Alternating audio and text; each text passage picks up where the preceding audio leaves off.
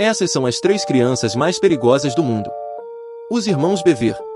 A família Bever possuía um comportamento muito diferente das outras que também habitavam a Rua Magnolia, na cidade de Broken Arrow, em Oklahoma.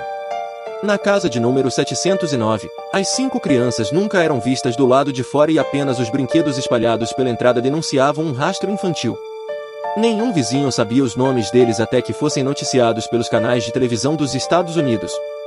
April Bever, a mãe de 44 anos, praticava o ensino doméstico de todos os filhos para evitar que saíssem de casa. Eles não se aproximavam das janelas para não serem vistos. Ninguém podia brincar ou praticar qualquer tipo de atividade. Os únicos momentos em que a família saía de casa era para ir, uma vez ao mês, ao mercado e ao boliche.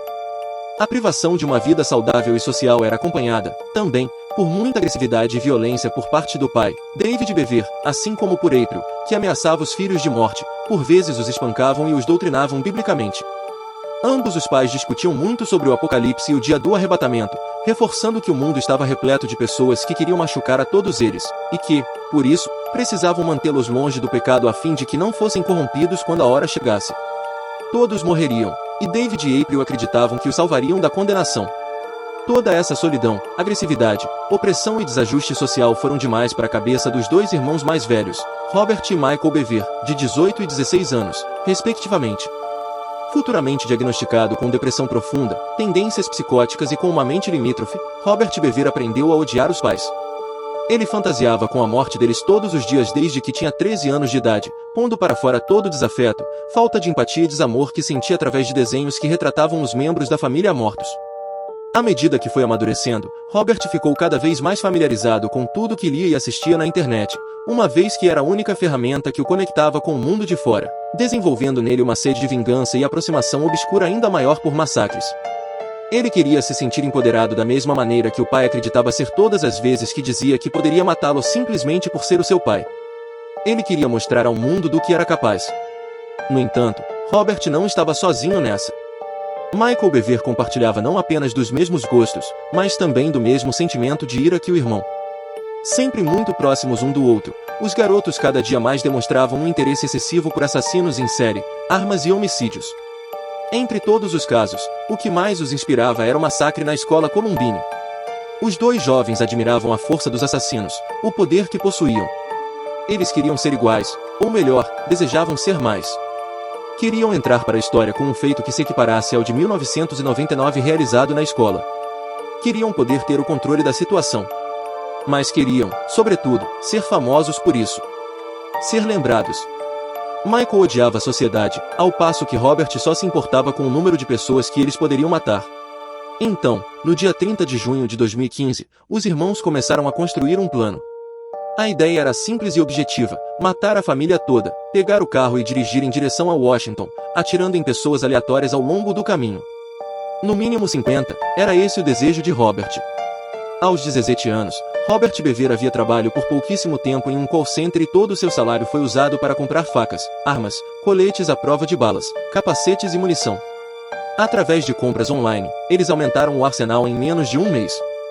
O plano seria realizado em setembro, porém eles decidiram que estavam preparados o suficiente para realizá-lo antes. Sendo assim, Michael encomendou um carregamento de mais de 1000 cartuchos de munição para ser entregue um dia antes, uma peça fundamental para que a fase 2 do massacre pudesse acontecer. Por volta das 11 horas da manhã do dia 22 de julho de 2015, os irmãos instalaram câmeras pela casa com o intuito de as imagens viralizarem na internet depois que fossem pegos. Inventando que tinha algo para mostrar em seu computador, Michael atraiu a sua irmã, Crystal Bever, de 13 anos de idade, até o seu quarto. Robert, por sua vez, veio por trás da garota, tapou a boca dela com a mão e lhe cortou a garganta. O sangue vazou em abundância e ele esperava que a irmã fosse morrer rápido e em silêncio, mas ela lutou. Crystal gritou pela mãe e tentou atacar o irmão. Ele enforcou-a até que perdesse a consciência. April entrou às pressas no quarto para tentar interromper a tentativa de assassinato. O garoto, então, alegou que naquele momento sentiu ter ligado o modo assassino de vez dentro de sua cabeça. Num movimento, Robert puxou uma faca laranja do cinto e começou a desferir apunhaladas no pescoço da mãe, em seu peito, cabeça, braços e mãos. Ao todo, foram 48 facadas que levaram à morte imediata de April Bever. Naquele momento, Christopher Bever, de apenas 10 anos de idade, vendo toda a cena, teve tempo de correr e acionar o alarme de segurança da casa. Depois de pedir para que Michael desligasse esse sistema de defesa, Robert esfaqueou o garotinho por 6 vezes nas costas, na barriga, no peito, ombros e na altura da perna, matando-o na hora. O pai, David Bever, tentou pará-los, como se ele fosse mais poderoso que eu, descreveu Robert, antes de levar 28 facadas no rosto, no peito, no pescoço e nos ombros, resultando em sua morte. Robert alegou ter esperado até que o patriarca desse o seu último suspiro enquanto girava a faca dentro dele. Em seguida, Michael bateu a porta do banheiro térreo onde Victoria Bever, com 5 anos de idade, e Daniel Bever, de 12 anos, haviam se trancado para fugir da fúria assassina do irmão. Ele gritou para que ela deixasse-o entrar antes que Robert o matasse. Ingenuamente, Victoria destrancou a porta e Michael arrebentou-a das dobradiças com um chute. Robert confessou ter hesitado antes de cravar a faca na barriga de Victoria, mas ele precisava terminar a missão. Victoria Bever foi morta com 18 facadas no pescoço, peito, barriga e cabeça. Os órgãos dela foram tão brutalmente mutilados que a perícia os encontrou espalhados pelo chão. Em seu último movimento, Robert seguiu para o escritório do pai, onde Daniel havia corrido para escapar dele.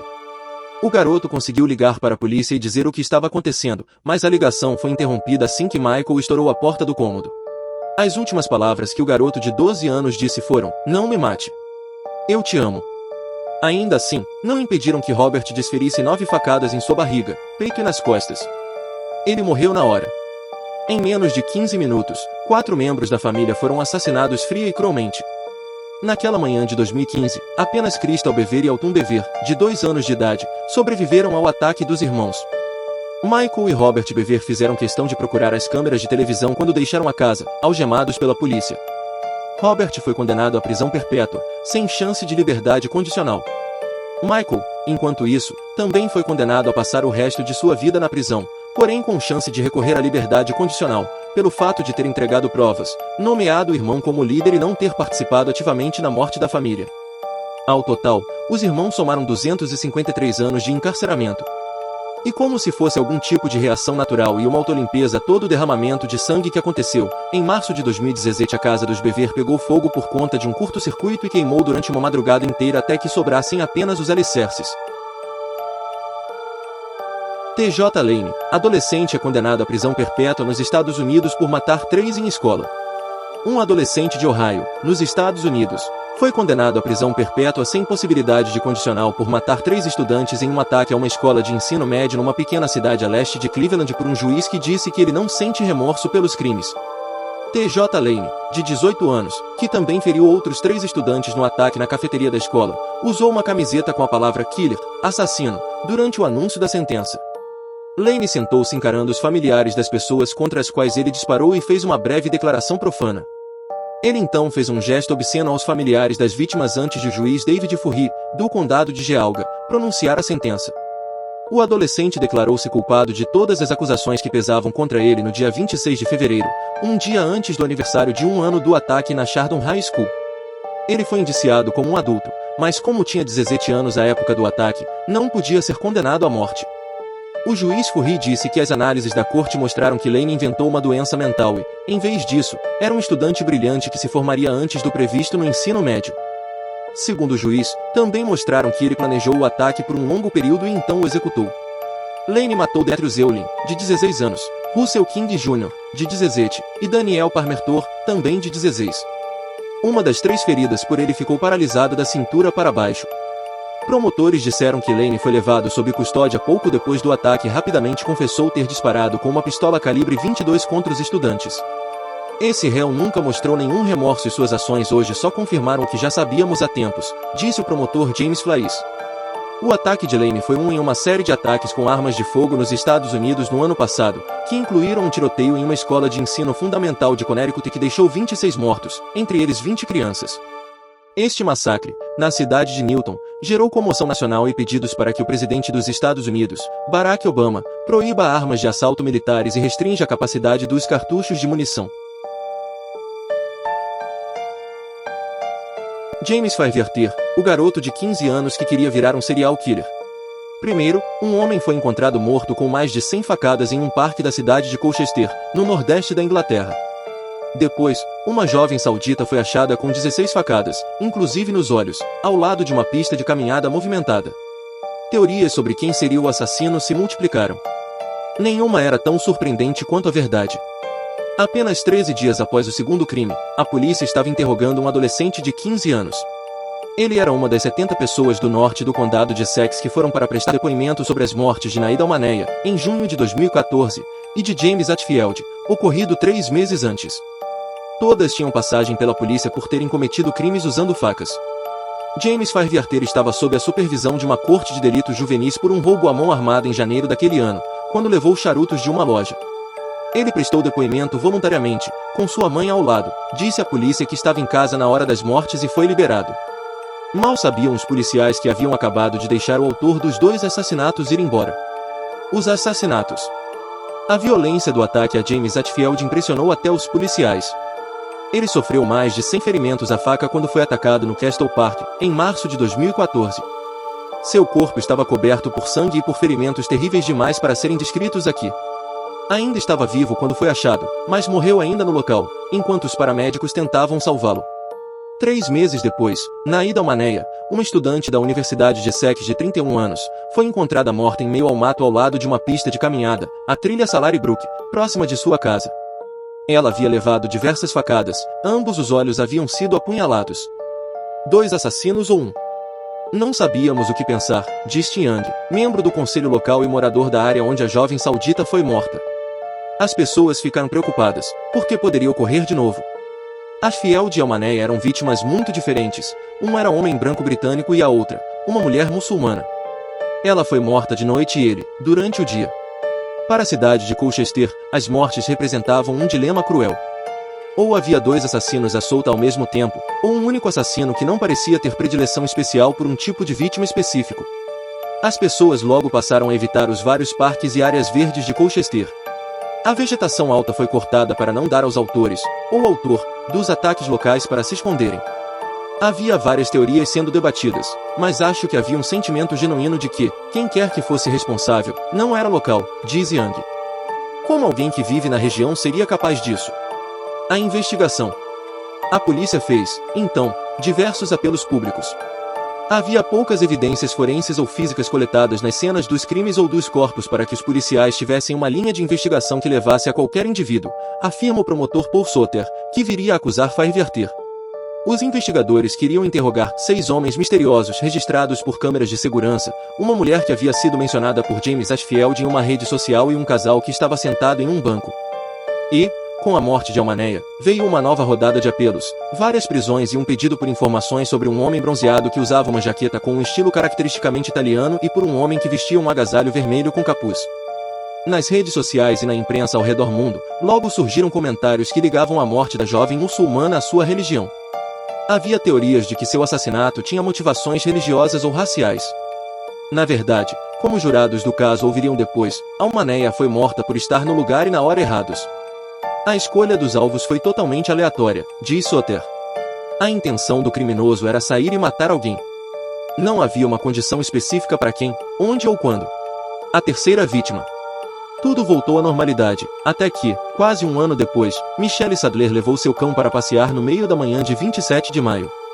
Ela viu um rapaz com óculos de aros grossos escuros parado sozinho em uma passarela perto de onde Almaneia havia sido morta. Ela pensou que ele agia de forma suspeita e sentiu-se intimidada e ansiosa com sua presença. Muitas pessoas simplesmente ignorariam esse encontro, mas Sadler decidiu avisar a polícia. O suspeito era James Fairviarter. Quando o policial Scott Lumir chegou 10 minutos depois, Fairviarter disse que havia saído para caminhar e clarear a mente. Ele disse que não estava se sentindo muito bem. O policial perguntou se ele levava algo que não deveria. Sim, respondeu o jovem, que usava luvas emborrachadas e tinha uma faca no bolso. Fairviarter foi preso, e no interrogatório veio à tona que ele estava atrás de uma terceira vítima. Mas por que esperar 11 meses para isso? O assassino disse que os 2 primeiros assassinatos tinham despertado um nervosismo nas pessoas. Isso, segundo ele, dificultou a busca por um novo alvo. Logo, a polícia havia falhado ao não prendê-lo após interrogá-lo pouso depois da morte de Almaneia? O promotor Soter diz acreditar que não. Ele foi um dos que compareceu prontamente à delegacia para depor, E o que ele disse pôde ser verificado até certo ponto, afirma. Não havia nada que apontasse sua ligação com atos que fossem motivo de preocupação. Era uma investigação com um escopo muito grande. O Estripador de Yorkshire e a coleção de DVDs. Os registros escolares de Firewater dão conta de um menino que tinha empatia pelos outros. Mas, quando o psiquiatra Simon Hill o avaliou em agosto passado, o jovem descreveu alguns dos pensamentos mais antissociais e violentos com os quais o médico havia se deparado em sua carreira. Ele disse ouvir vozes que o mandavam colocar fogo em bebês e expressou ódio por prostitutas, dizendo que essas mesmas vozes lhe pediam que arrancasse suas línguas. Também contou como seu professor o fez ficar com raiva e como ficou empolgado com a ideia de feri-lo e jogar ácido em seu rosto. De certa forma, a escalada de violência podia ser notada na escola. Firewater era às vezes alvo de gozação por causa de suas orelhas e causava um pouco de problemas, além de ser descrito como um garoto espertinho que faltava com frequência. Professores descreveram episódios em que ele chutou, esmurrou e jogou para longe móveis escolares. Mas não havia algo que indicasse que ele viria a ser um assassino. Depois da prisão, a polícia fez buscas em seu quarto e encontrou um DVD sobre o Estripador de Yorkshire, Peter Sutcliffe, e um livro chamado Os Piores Crimes do Mundo. Em seu telefone, foi achado um artigo sobre os 5 assassinos em série terríveis que estão livres hoje. Mas, apesar desse interesse no tema, diz Soter, isso por si só não é um indício de que alguém quer se tornar um assassino em série ou copiar esses crimes. Basta ver uma livraria, a seção sobre o tema é repleta de títulos. Estava em fúria. Ao descrever os assassinatos para os detetives, Firewater disse que havia saído escondido de casa por volta da meia-noite e encontrou Atfield deitado bêbado na grama. Ele contou que as vozes disseram que o homem era o alvo. Ashfield soltou um grito intenso, disse ele, que o atravessou e suplicou pare ao receber os primeiros golpes no seu estômago e cabeça. Estava usando muita força. Estava em fúria. Durou 2 ou 3 minutos. Quando você fica neste estado e ouve vozes rindo de você, a força vem naturalmente. Eu o apunhalei na cabeça. Errei um golpe na lateral. Atingi seu olho, e espirrou muito sangue. Pensei que estava morto. Ele também recordou como surpreendeu a manéia com uma baioneta de 25 centímetros. Ela estava caminhando para longe de mim e não me notou. Saquei a baioneta e mirei nos seus rins. Ela cambaleou. Era uma faca longa e, obviamente, a atravessou. Atingi seu olho e a matei instantaneamente. A faca atingiu o cérebro. Mas, por que os olhos? Firewater disse que era para que a vítima não conseguisse ver o mal. Ele queria ser um serial killer. O adolescente alegou inocência ao dizer que não era responsável pelas mortes, já que sentia-se compelido a matar pelas vozes e visões que tinha. Soter disse que alguns dos argumentos eram muito semelhantes a fatos conhecidos sobre outros assassinos em série e motivos apresentados por eles durante seus julgamentos. Mas, durante o julgamento de Firewater, vários psiquiatras afirmaram ser possível crer que ele de fato ouvia vozes. Entre outras razões, por causa de uma predisposição genética para doenças mentais. Seu pai havia tido problema, inclusive ouvido vozes em sua cabeça. Não foram assassinatos por impulso, diz Soter, para quem Firewater saiu de casa com a intenção de matar, escolheu suas vítimas e depois, de forma deliberada, não deixou pistas. E o rapaz não tinha planos de parar. Ele expressou ter intenção de continuar com os atos. E o fato de ele estar usando luvas quando foi preso sugere, segundo o promotor, que o rapaz queria evitar ser identificado pelo máximo de tempo possível. É razoável dizer que ele queria se tornar um serial killer.